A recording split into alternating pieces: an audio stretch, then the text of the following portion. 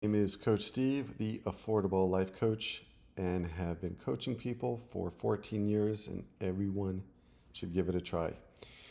One of the things that comes up in coaching sessions regularly, and in my personal life and in people I know, is there's a huge difference between doers and talkers.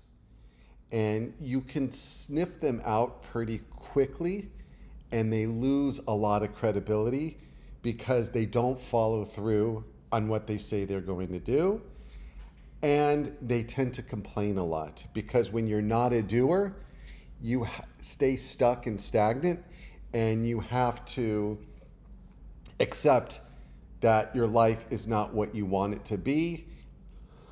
Things that cause you to suffer, the things that you complain about, are not really changeable because you're not a doer. And our world consists mostly of wishful thinkers, dreamers, and talkers. And people that want to portray an image that they are a doer or that they are a kind hearted, good person, and yet they do very little besides sending out messages on social media to virtue signal. And it's really about, are you a man or woman of action, or do you talk a good game and try to fool people into thinking that you're better than you really are? In relationships, when you are in a committed relationship with a talker and not a doer, beware that they will try to gaslight you, they will try to convince you, they will try to persuade you that they are a doer. They will find excuses, rationalizations, justifications to explain why they don't follow through, why they don't do, complete, execute the things that they say they're going to do, the things that would improve their lives, the relationship, and overall well being. And in coaching, we don't play games. We are about saying the truth, and we're about calling out bullshit, and we're about in the sessions about shining a light on truth and exposing darkness, lies, deception. And oftentimes, many of my clients don't even realize how often they lie to themselves. They don't realize that they are a talker and they're not a doer. They're a dreamer and not a doer. And I have some clients, they don't want to hear the truth. They don't want that bubble bursted of their fantasy.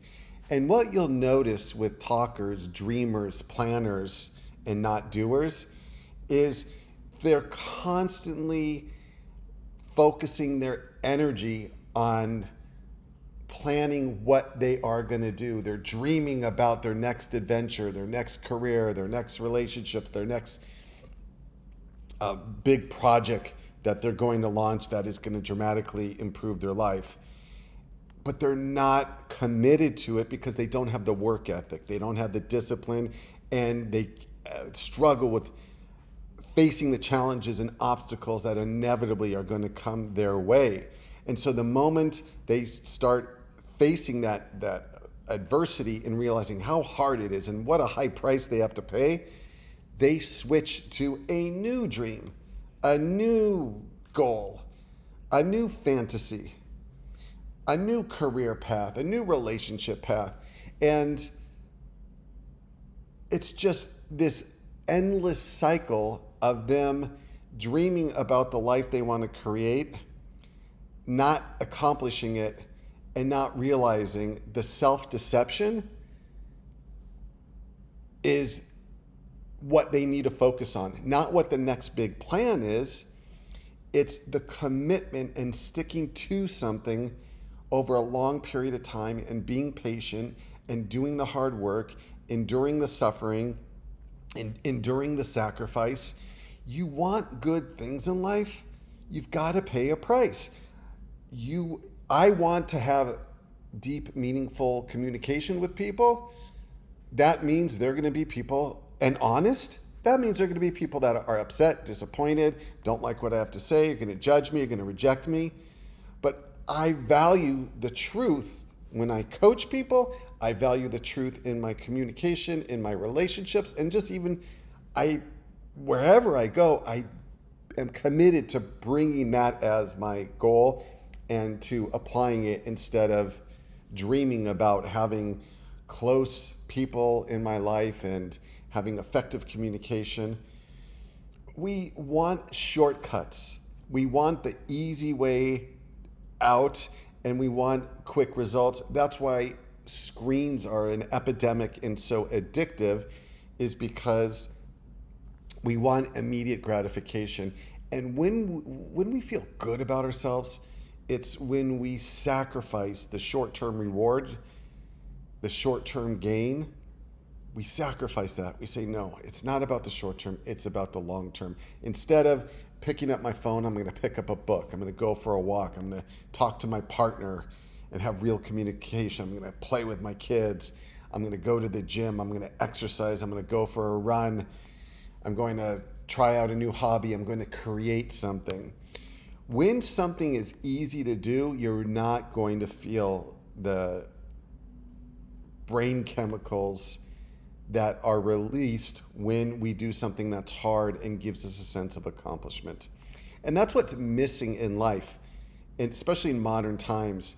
The things people complain and feel victimized about now are so trivial in comparison to what our ancestors had to struggle with. And when we don't face adversity, we start complaining and turning ourselves into victims and others into victims in the smallest things.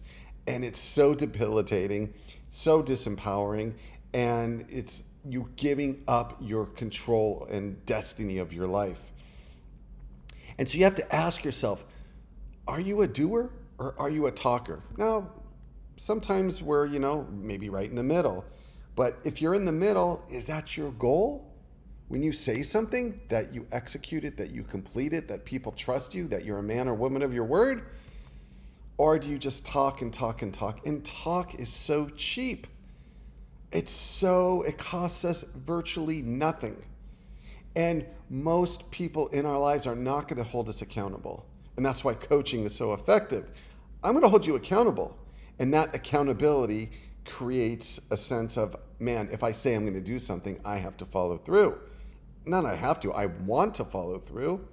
And I have someone who is going to help support that in reaching my goal.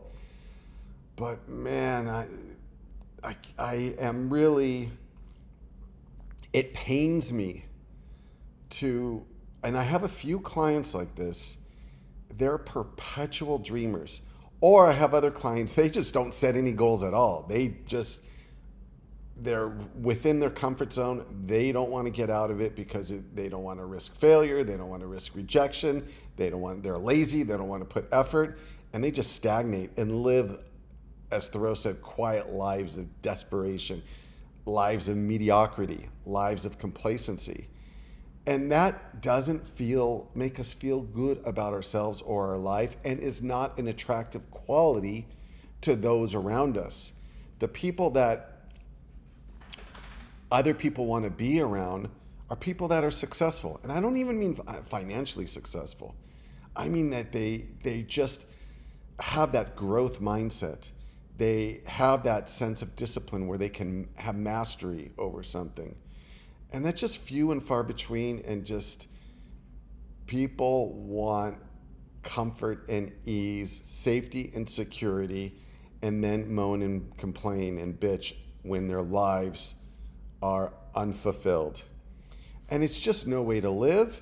And when you have someone like myself who is going to shine that light or reflect that mirror back to you, it's hard to ignore that, oh my gosh, I really have to wake up and change, because my life is passing me by and I'm not on the path that I want to be. and it's not fulfilling. It's not enjoyable.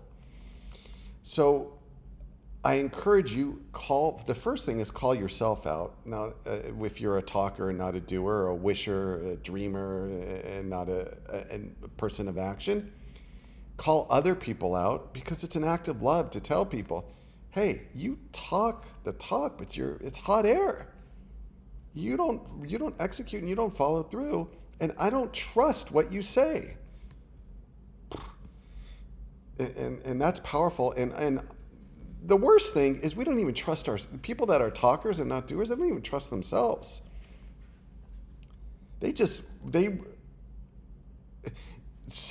Again, a small portion of my clients, and it's something we're working on, but a small portion of them just refuse. I had one client who he refused to commit to just about everything.